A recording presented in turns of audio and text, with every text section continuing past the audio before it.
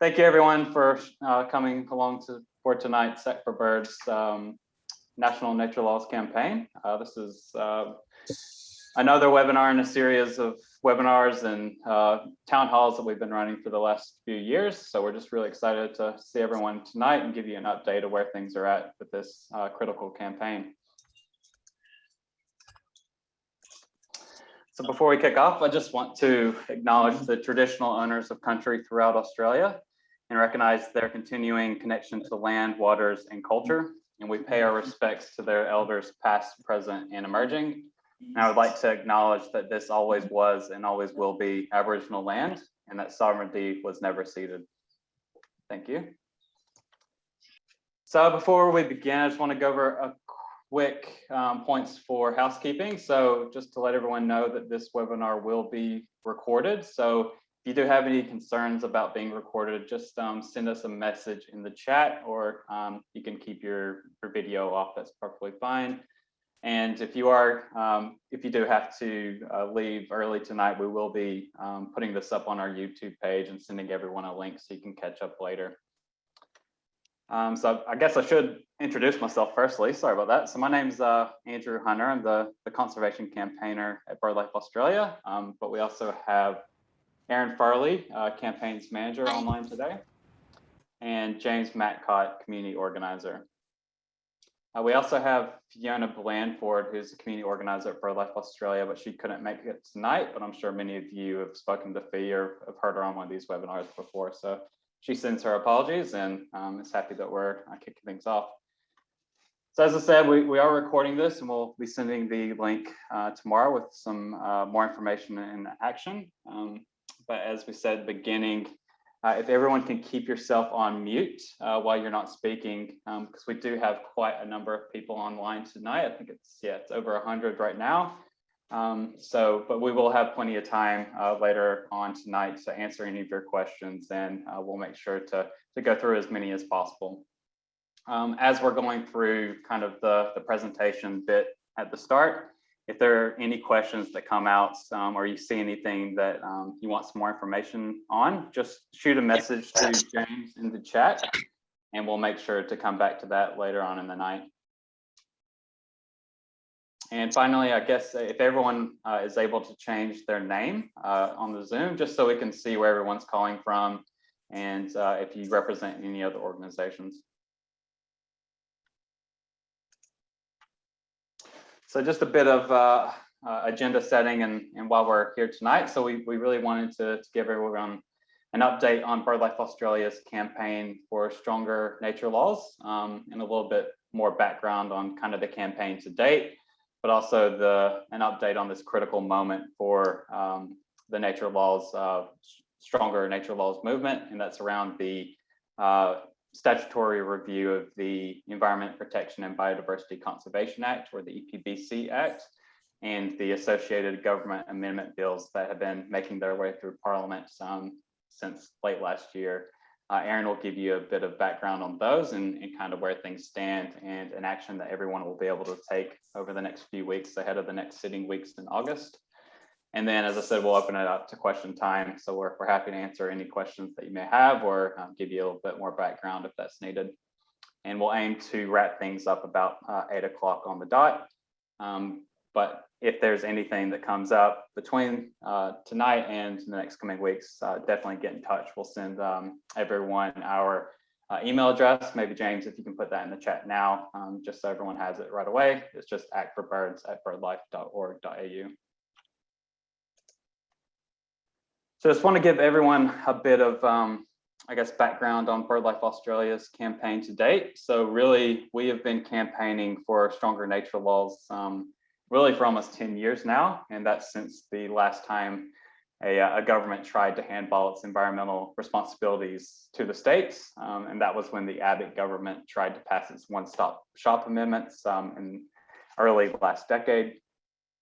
And over that time, we've continued to witness firsthand how the current system and our current laws, the Environment Protection and Biodiversity Conservation Act, are failing to protect and restore threatened species like the Carnaby's black cockatoo that you can see here, swift parrots, far eastern curlew, just to name a few. Unfortunately, Australia does have one of the worst records for extinctions and land clearing in the world. And the number of species that are on our threatened species list through the EPBC Act continues to grow. And we know that unless we want to be serious about halting the extinction crisis and restoring nature, then we really need strong reforms in our national environmental laws. And we knew that this period, really starting from late 2019, was going to be a critical moment for our campaign. And that was due to the fact that the EPBC Act, the Environment Protection and Biodiversity Conservation Act, our key piece of national nature laws, was up for its formal statutory 10-year review. And we've been kind of working to this moment since about 2018, when we launched our Act for Birds campaign. When we launched that campaign, we developed a report called Restoring the Balance, which you can find on our campaign website, and we'll send a link to everyone tomorrow, just so you can catch up if you haven't seen that. And that report has some case studies of where we've seen the current nature laws failing to protect our birds, but also recommended a pathway forward. We then took our message on the road. We held about 14 workshops and town halls across the country, and we've continued those workshops online in the COVID age, and continuing with this webinar tonight. And that's really just having discussions with nature and bird lovers like yourselves to really build a movement so we can get stronger nature laws going forward. And really, this campaign is the overarching campaign for BirdLife Australia. And that's because we know that if we had stronger nature laws, then the internationally important Ramsar wetlands at Toondah Harbour, they wouldn't be threatened by destruction from a private real estate developer right now. And if we had stronger nature laws, then the critical breeding and feeding habitat of swift parrots wouldn't be allowed to be logged. So really, this forms the basis for our campaign work. And we really believe that if we had stronger laws, then it definitely would make our jobs a little bit easier. So just to give you a bit of, I guess, some stats on what the campaign has done to date and what you have done to date. And that's over 30,000 actions have been taken since 2018, when we really formally kicked off this campaign. And that's an amazing number of advocacy actions, and really demonstrates the power that we have at BirdLife Australia. So while there will be much more work to be done, and I'll hand it over to Aaron shortly to talk about what we can do in the coming weeks. But I just want to acknowledge we really wouldn't be in the place that we're in now if it wasn't for the amazing advocacy and support that bird lovers, scientists, and campaigners like yourselves that are online tonight have provided over the last 3 years. And really, that's 3,600 petition signatures, a staggering 20,000 plus emails have been sent to members of parliament and party leaders calling for stronger nature laws. Over 3,000 formal submissions to Senate inquiries, 140 phone calls to MP electorate offices, and dozens of meetings with members of parliament. And those are just the ones that we know of. I'm sure there's many people online tonight that have met with your MP or elected representative to raise this issue.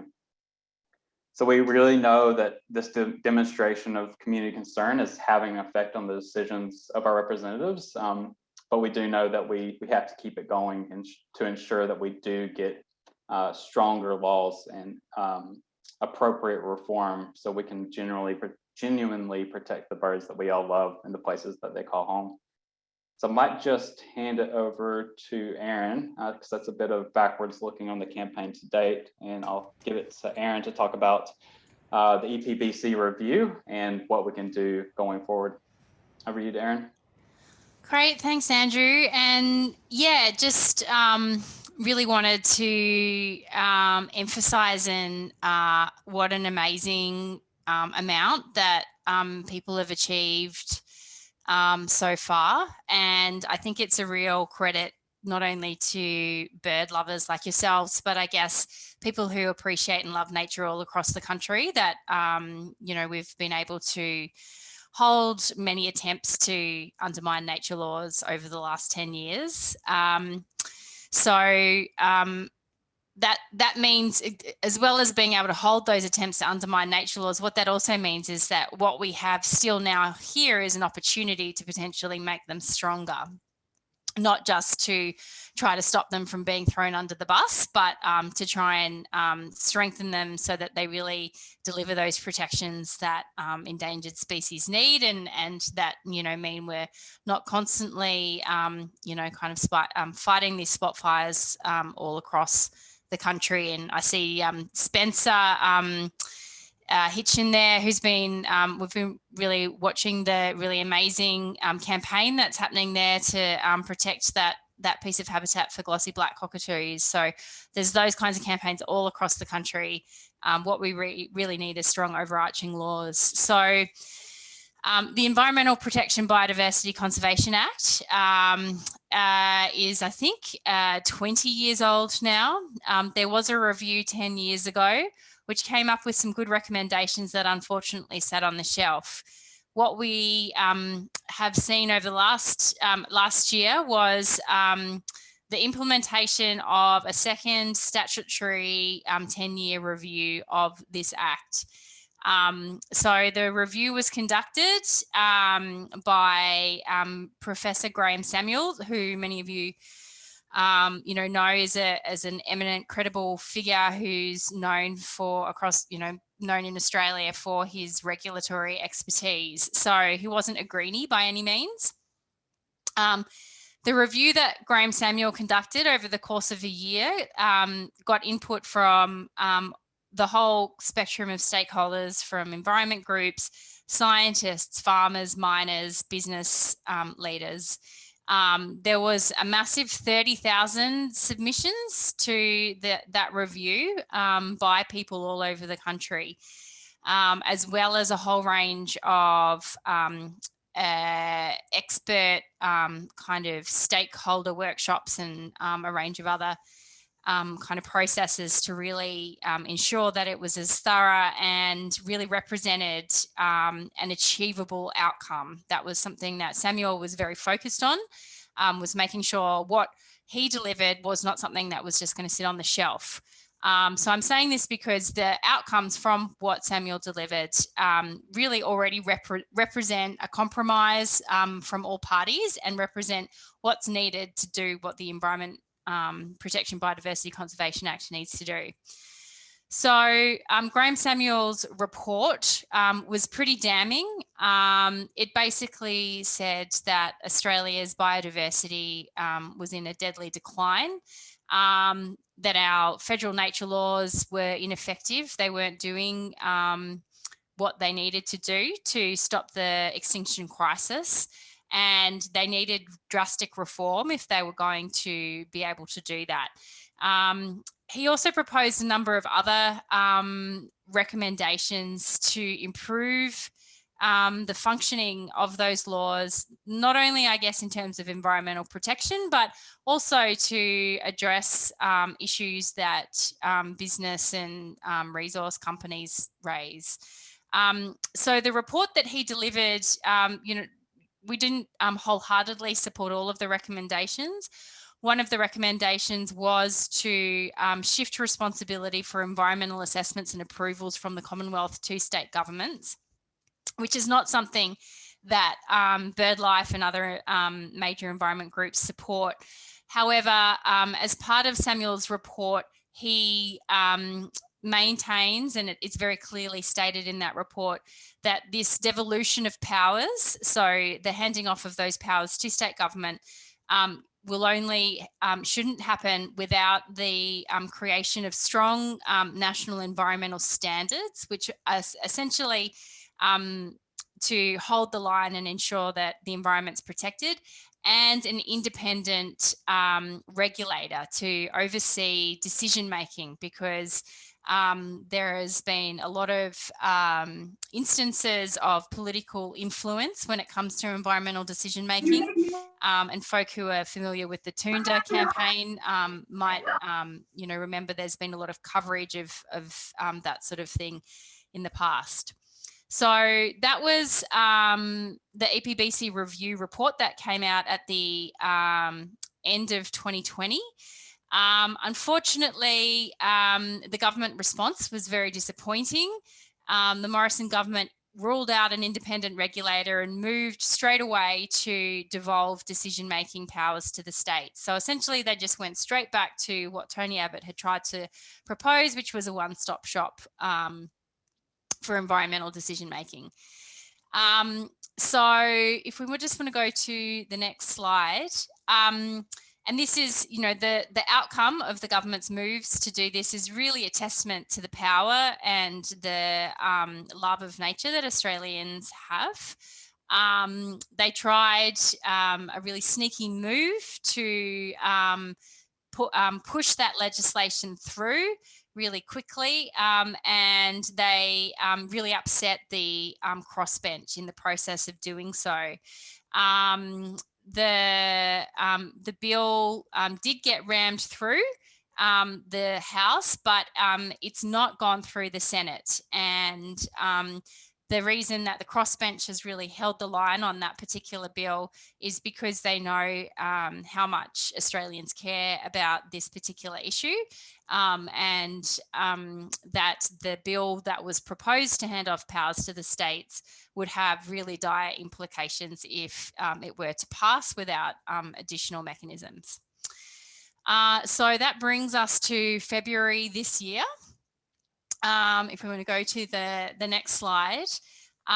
So there was a Senate inquiry called into that, that devolution bill. And as part of that, that inquiry, again, all of the reasons why we need strong national environmental standards, the implementation of the Samuels report in full in order to halt the extinction crisis were raised. And as a result of that Senate inquiry, and again, we saw a huge effort from supporters. Andrew, I can't remember the figure for the number of submissions that people managed to get in just over the course of a weekend. I think it was in the thousands. There was a very short turnaround. I think it was 3,000, maybe? Yeah. Close to 3,000? Yeah. So again, a huge effort from Australians participating in that democratic process to put forward their view about what's needed to improve this legislation. So the response from Environment Minister Susan Lee and the Morrison government was a second bill called the Environment Protection, Biodiversity, Conservation Amendment Standards and Assurance Bill. So this bill ostensibly was to address some of the concerns that crossbenchers raised around the failure of the government to respond to the Samuel report and implement the recommendations. So this bill aimed to establish a power to make legally enforceable national environmental standards, and also to establish an environmental assurance commissioner. It was a move in the right direction, but it really didn't go anywhere near far enough. So the national environmental standards that were proposed were even weaker than the current bill, the legislation that we have now. And the insurance commissioner was extremely weak, completely toothless. Their work plan had to be signed off by the environment minister. They were not going to have their own independent, well, they were going to have very few staff. They really wouldn't perform the function that was needed. So that's where we are now. That bill has been introduced into the House. It has passed the House of Representatives, but it has not been debated by the Senate. So what we have also seen is that in response to a whole bunch of pressure, again from Australians and the crossbench who have been, BirdLife and a range of other environment groups have been working with closely via an alliance called the Places You Love Alliance, which represents over 60 environment organisations across the country. The crossbench have been holding firm, not on saying that they will oppose those bills unless they are addressed. The Environment Minister has announced or released a pathway document which aims to set out the process by which they say they will improve the national environmental standards if the bill gets passed. One really big success that was gained from pressure from our movement's pressure is that there is a sunset clause now in the Standards and Assurance Bill, which will see it end within 2 years, and new standards have to be have been agreed by then. The problem with that is that whilst you know, the minister has agreed that there'll be new standards negotiated and the current ones, the ones that she's proposing, will be sunsetted, there's no guarantee that what's negotiated will be any good. And meanwhile, these bills will have passed. The powers will be devolved to the states, which have weaker environmental approvals and regulations. They're not funded to do this work.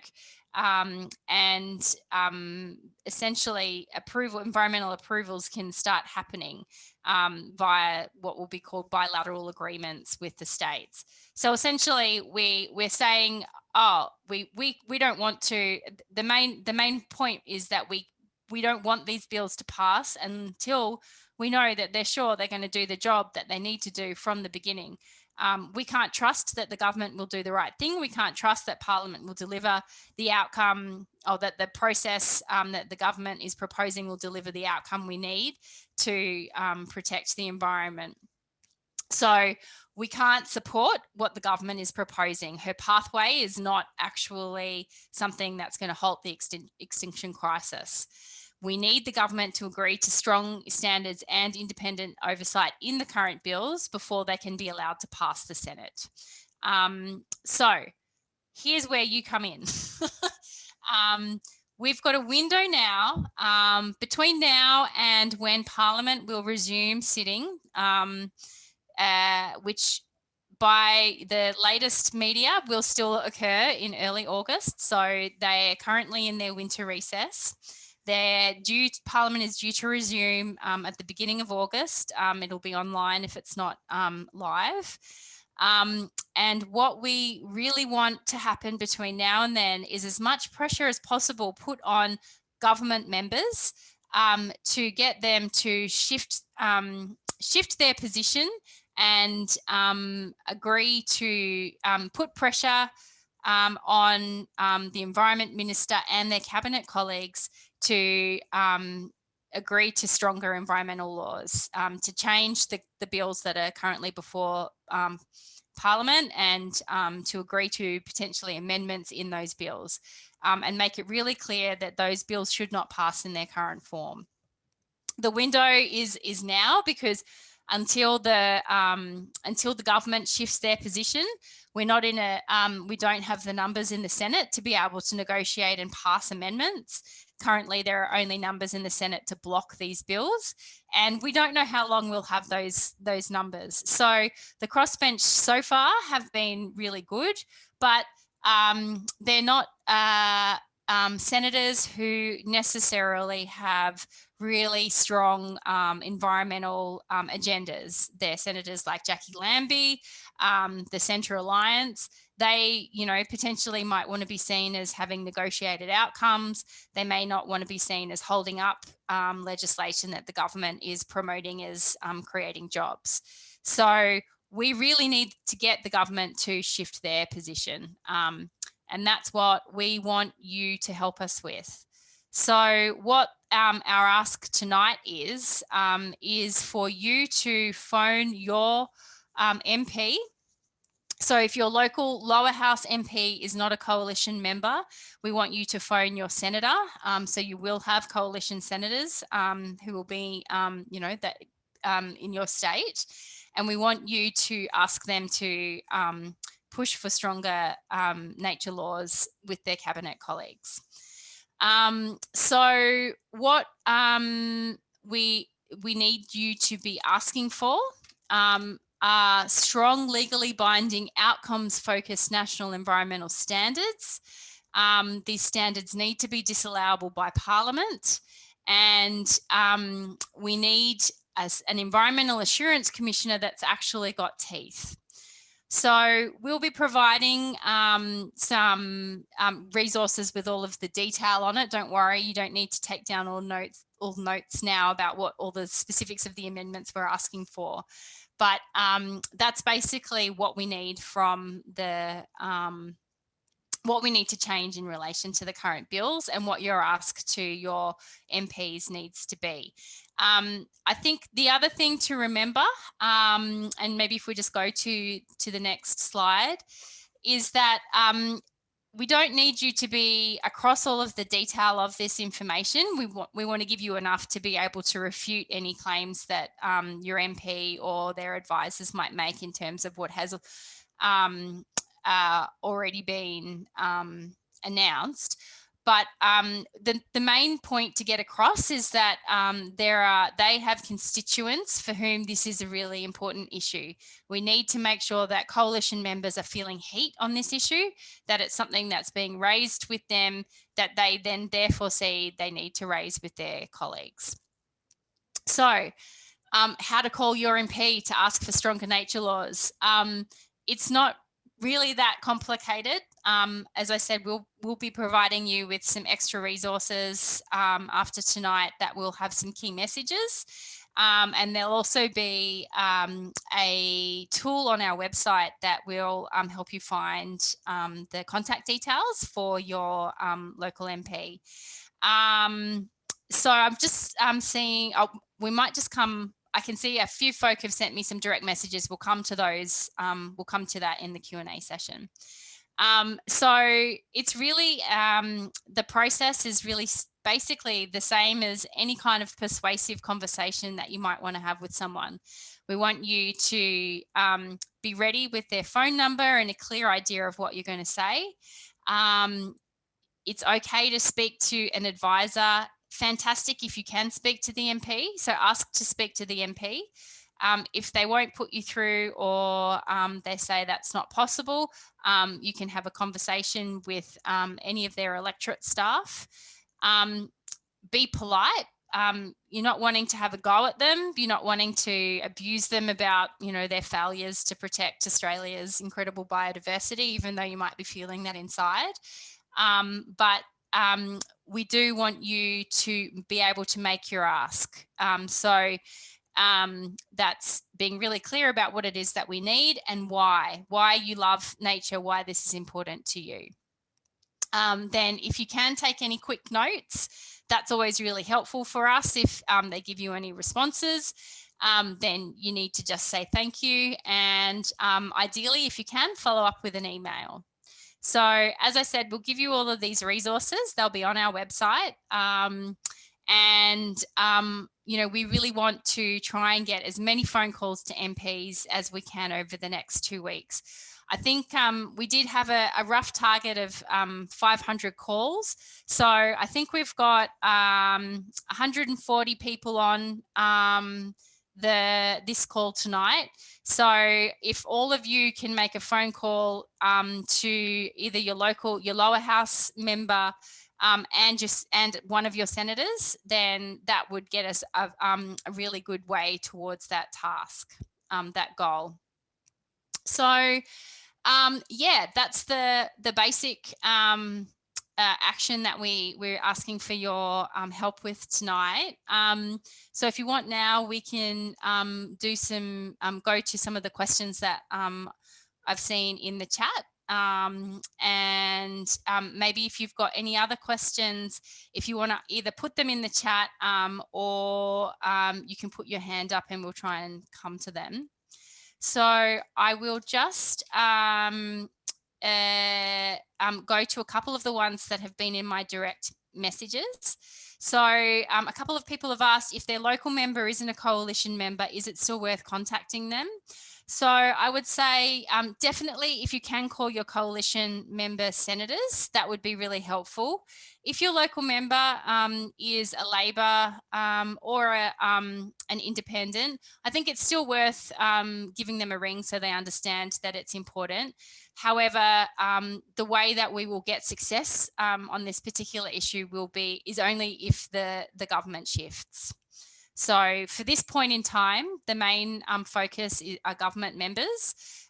Depending on what happens when we go back into Parliament and, whether the legislation stalls or something else happens, then our strategy might need to change. But for now, the government is the key focus.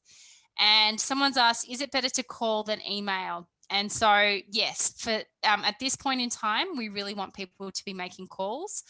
We've done a lot of email actions in the past. So all of your MPs should have, will definitely have received an email, if not from us, then from one of the other groups on this issue. The reason we're asking you to make calls is that when an MP's office receives a call, they will really understand that this is a key issue for the electorate, because making a phone call is a much bigger ask. Far fewer people are going to make that, do that action than will be prepared to send an email. And so they'll realize for every phone call they get, that represents 10, 20, 50, 100 people in the community who care about this issue, who just, don't have the time or the ability to make a phone call. So that's why we're really asking you to make phone calls now. In the past, we've talked about going and having meetings with MPs, and a lot of you have done that and done an amazing job. I can see Kathy, who's in the middle of my screen, who I know has personally organised quite a few meetings herself. Those are really effective as well. And as a result of that, we've seen coalition members shout out BirdLife supporters in Parliament talking about EPBC legislation. We were asking you to make phone calls now because there's a short window of time. I think pretty much everybody who's on this call now, or half of us anyway, will be in lockdown. So making a phone call is going to be a lot easier, and it will increase the volume. It's going to mean your MPs can't just put you off for 3 months for whenever they've got time to meet with you. It means you can put that call through. If you can't speak to your MP, you can speak to one of their electorate staff. I'm just looking to see, so there's also a question here, how can we best spread the word through social media? Look, that's a really good question. I don't have a clear answer. I guess what would be really fantastic is that if you are calling your MP's office, is if you were to say, to post on your social media accounts and say, this is what I did today. I called my MP's office today to tell them this. I spoke to someone, or I left a message, or whatever it is that happened. Tag your MP and tag the Environment Minister. And that way they can see all of the action that's happening out in the community and it won't get lost. So that would be a really fantastic additional action to do, and we might include that in the resources as well, because that way you'll kind of double your impact in terms of your action.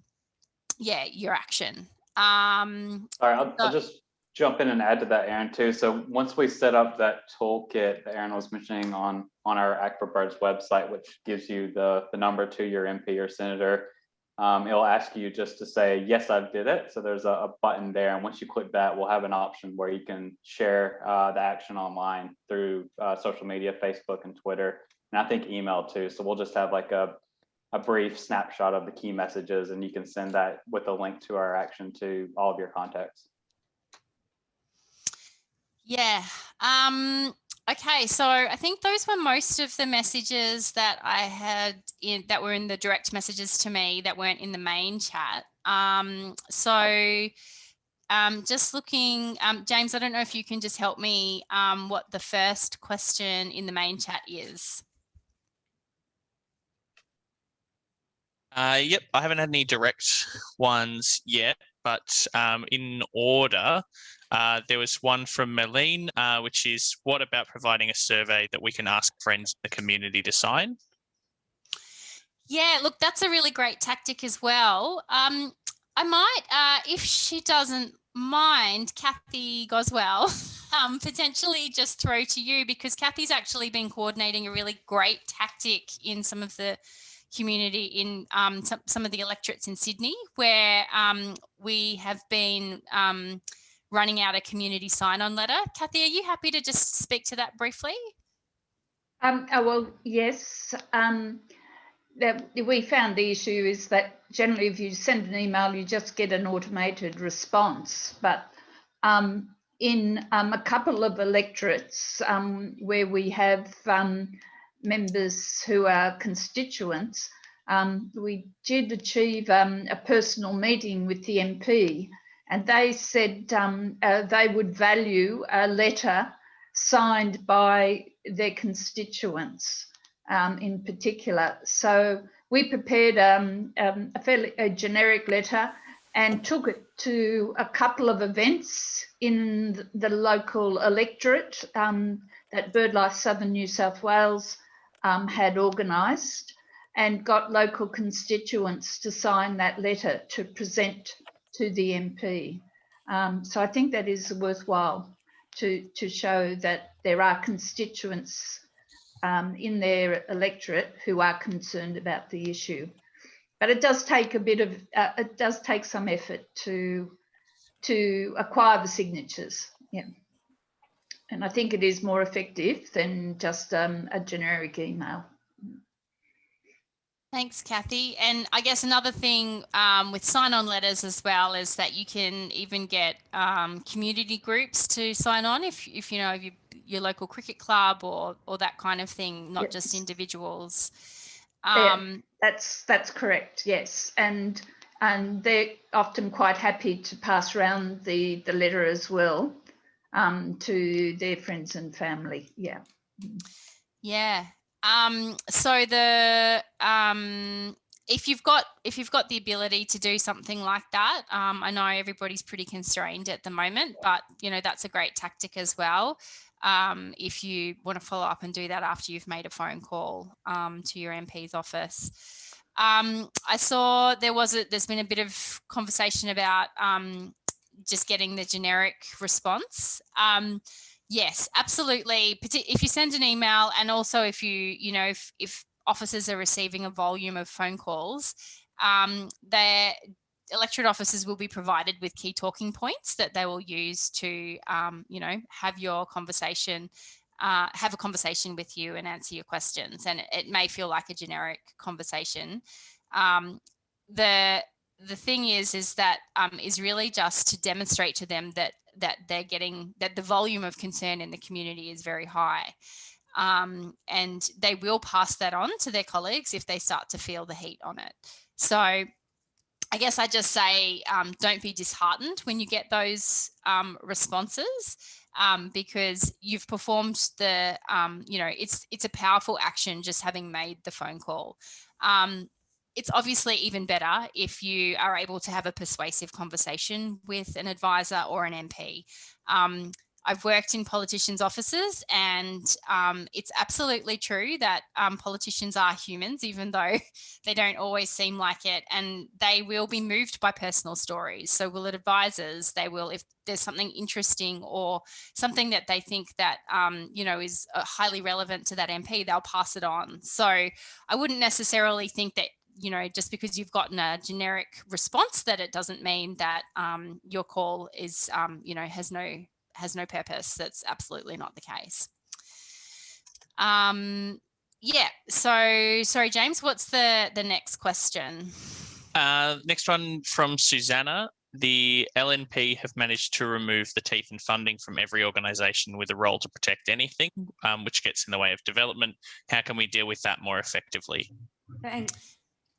Yeah, so I guess that's the purpose of trying to strengthen these bills, is to get an independent regulator who will have teeth, so that it's not this kind of case that we have now where political influence can play a role in decision making, or that the department is censoring itself. We want to have this independent oversight that is a separate kind of statutory authority. What environment groups were campaigning for was like a federal EPA type situation. But that's exactly what we're trying to achieve, is get that independent oversight.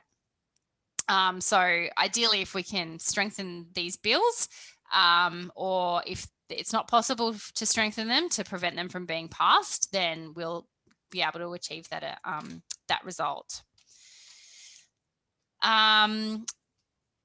Yeah, sorry, I can see a question here. Are we working with other organisations, e.g. wildlife carers on this? So the answer to that is yes. So WIRES are definitely part of the Places You Love Alliance.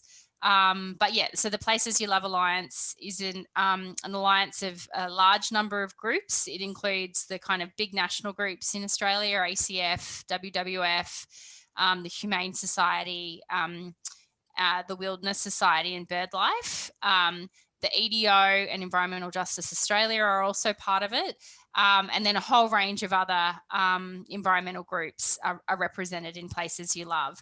And we've been working with them to get out messaging and materials, to work with them to contact their supporters to get them doing stuff as well. So some of them, are able to play a more active role than others, but it's definitely something that it's a really amazing thing that there is a very united and strong movement around this particular piece of legislation.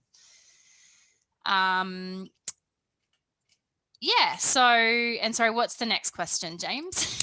Sorry, I don't know your name unless it is Froggy, but someone whose username was Froggy put in, is there any public consultation involved in the bilateral agreements? In other words, once the EPBC is bypassed, assuming it is, hopefully not, and the states approve themselves, where is the opportunity for public input? Yeah, really great question. The federal government has already commenced negotiations with state governments, anticipating that they'll get this through to agree bilateral agreements. There'll definitely be, we'll be coming back to you on those, regardless of what happens, I'd say, in order to put pressure on state governments. Some state governments have made really good comments about the fact that this legislation is no good and they don't want to enter into bilateral agreements under this situation. The ACT particularly has been really good, but other state governments have, in kind of different contexts, made some really good comments. I can't answer right now off the top of my head whether or not bilateral agreements will be disallowable by state parliaments. I have to double check that. Sorry, I should know that. But that's I feel like they're not, but yeah, we'll have to double check.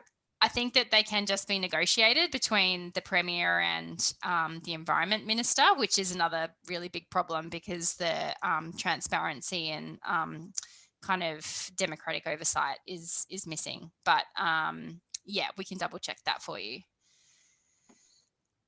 I can see there's a question there about a high profile person who's a supporter of the cause to take the issue up on social media. Yeah, well, I mean, I guess if anyone who's on the call now is BFFs with Liam Hemsworth or someone, please put him in touch. I know, like, over the course of this campaign, I think lots of different groups have, probably engaged, spoken to celebrities and stuff. There's been a lot of, there was an advertising campaign last year on this issue with billboards and things. I'm not aware of any particular high profile celebrity who is involved at the moment. So any connections anyone has would be gratefully received. There's a question from Sean, which I particularly liked. Is there any point referring to David Attenborough's witness statement when talking to your member? I don't know if I'm familiar with David Attenborough's witness statement.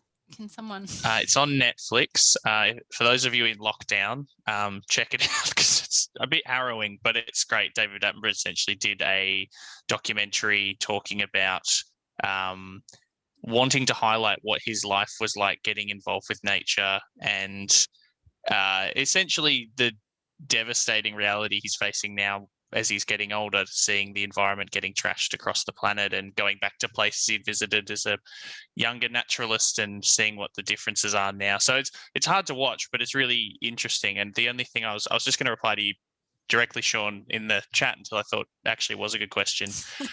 Specifically in terms of what we're actually asking in terms of talking to your MPs, something like David Attenborough is great, but also like the UNESCO stance on the Great Barrier Reef, things like that. It's not like Australia is not visible at an international level on these things. So try and keep it focused on what is happening with the nature laws and why it matters to you personally, because you're the one who votes, not David or UNESCO. But if you want to bring in some of that stuff, that's absolutely useful. Yeah, I mean, I think I guess the thing is to talk about what moves you, because that is when you talk about what moves you, that's more likely to move who you're speaking to. So, you know, if referencing that helps you to explain why you care about it, then I would absolutely go for it. I see there's a question here from Penny around how does this stack up with cross-state issues, for example, the Murray-Darling Basin? Are they proposing something separate to oversee this? How can just state decisions protect something like this? So the Murray-Darling Basin is obviously somewhat separate because there is specific legislation that applies to the basin. But it's a really important point that you're making. One of the biggest problems with devolving these powers just to states is that obviously the environment does not obey state borders, nor do plants, animals, birds. And it's one of the really main reasons why these kinds of responsibilities should be federal, because there are cumulative impacts that will occur across different states. There are ecosystems that span different states, and purely state decisions, you know, states will make decisions, you know, in their own interests, not necessarily in the interests, or you know, they'll be considering their own state interests, not what's happening in the state next door, which will have huge implications for the environment. So it's one of the really important reasons. Sorry, just to add to that, I think swift parrots are the best case study for that, because their range crosses 6 jurisdictions across Australia, from southern Queensland all the way down to Tassie, and we know we can't trust the Tasmanian government to protect their breeding habitats. So if the federal government removes their national oversight for this critically endangered species, then it's going to continue down that pathway towards extinction. So absolutely a great point. And as Aaron said, animals and birds do not recognize those state borders. Yeah, migratory shorebirds are another, really key example of that. So I think there was there's another from Ray, which was just why not tell any MP instead of just your own MPs, senators? Yeah, I mean, look, if you are interacting with any other MPs, absolutely do it. I guess MPs care the most by a long way about people who might potentially vote for them. So that's why talking to your own MP is the most effective thing in terms of this. But if you have some other kind of influential connection with another MP or a reason why they would listen to you, absolutely do it. Go for it. Yeah, there's no reason not to. I can see Lynn from Bradshaw from Perth has made a really helpful comment about saying, so she said, I spend much of my time lobbying. She finds phone calls and follow-up meetings work the best. You need to be concise and powerful in your delivery and know your key messages and give them a call to action, which requires a response back to you. So that's all completely spot on. So we'll give you the key messages in the resources that we'll share. But if you can be, prepared before you make your phone call, then that's really going to help the outcome that you get. Are there any other questions that people have? We've probably got time just for one more, I think. I don't see any in the chat. Does anyone online have one you want to voice? If you just want to put your hand up using the reaction, then we can take it. Anne, I think I see you raising your hand. Oh, Yep. hi. That last person who just spoke, can I have an example of what a call to action is so that you get a response, please? What do you mean by that? Yeah, look, I'm not sure if I think was it Lynn wants to provide an example. It was from Lynn. Yeah. Lynn, do you have an example you'd like to share? Yeah, I mean, basically the key messages, this is what's happening, this is what we're trying to do, this is the reasons why, and you need to be able to galvanise them into action. So depending on the response, I mean, I can't make it up on the spot, but basically you're saying, basically what you're saying is, would you be prepared to speak to XYZ, depending on the way the conversation went, and get back to me with blah, blah, blah. You know, but you're asking them to do something is what I'm trying to say. Hello, this is Yeah. Richard. Oh.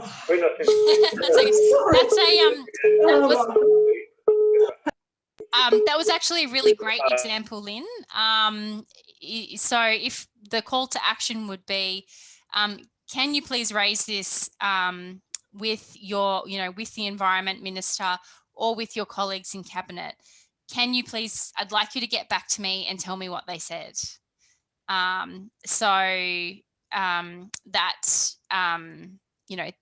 means that they, you're making an ask that where they have to get back to you, and that gives you a reason to call them if you don't hear them again. Say, I asked you to do this. Have you done this? What was the response? Can I just say, when you're saying ask them to do this, it's better if it's their idea. So, you ask them the question, would you be prepared to do this? They can only say yes or no, and usually they'll say yes. Fantastic. Thanks, Lynn. That was great. So we do have one question. Michael, you put your hand up, so maybe we'll end after Michael's question. Hello, everybody. Can you hear me? Yes. Hey, Michael. Hi. A couple of years ago, I went to Singapore at Jurong Bird Park, and they had a really, really good slogan called "Change Their Fate." And they actually had a cockatoo in a plastic bottle, which smugglers were using to smuggle birds around Asia. And it was a very powerful message. It's, I think, something we should look at doing here. Maybe not that type of picture, but that slogan, "Change Their Fate," because at the moment, as you all know, our birds are in a lot of dire straits. Have you seen it, have you, or no? If you could, if you've got a copy of that, Michael, if you could pop that in the Act for Birds at birdlife.org.au email, I'll type it back out again. Not just for your sake, but for everyone's sake. Then if you've got any other further questions or anything that you want to let us know, you're welcome to send it to that. There was also just one other question that I thought, if we've got time, Andrew, was good, which brings up the point about why it is so worrying that it can go to the states. But Deborah put in, if states approve their own agreements, what does that mean for international agreements such as Ramsar and bond conventions, etc.? Yeah, that is a good question. So it's not clear yet how international agreements will continue to be met. So the federal government has said that somehow the federal government will remain responsible for administering some of those international agreements. It's not clear, like the legal standing of or the and how these regulations will all work is very messy. So there's the EDO's done quite a lot of analysis around that. And yeah, the answer is it's not clear. And, it's very concerning that the protection of the areas that those agreements are, supposed to help, protect will be undermined. Great. Well, I think that's probably all we've got time for tonight. Yeah, as Andrew said, we will send a email with resources specifically and key messages specifically about this issue to everybody. There is also already on the Act for Birds site a bunch of resources in an advocacy toolkit under the resources section. If you want to check that out, you know, if you're raring to go to call your MP at 9 a.m. tomorrow morning, because it will probably take us a little while to get that email out. But we will send an email with all of those, with all of the information that we've covered tonight and some key messages. Thank you so much for dialing in and spending, you know, giving up part of your evening to listen to us and to share your you know, power for this campaign. It's so important. It's such a key window of opportunity. So it's amazing to see so many people here and you know, so many passionate questions and stuff. So sorry we didn't get to if we didn't get to your question, please do email through and we'll try and get back to you. There were a couple of people who emailed me directly that I couldn't get back to, so just email through to the Conservation at BirdLife email address. That'll get to us as well. Did I miss anything, Andrew? No, that's great. Great. Thanks so much, Thanks everyone. so much, everybody. Thank you. We'll be in touch. Thank you all. Thanks, guys. Yeah, and stay Thanks, safe team. wherever you are, if you're facing lockdowns and things. Great. Thank you. Thanks. Thank you.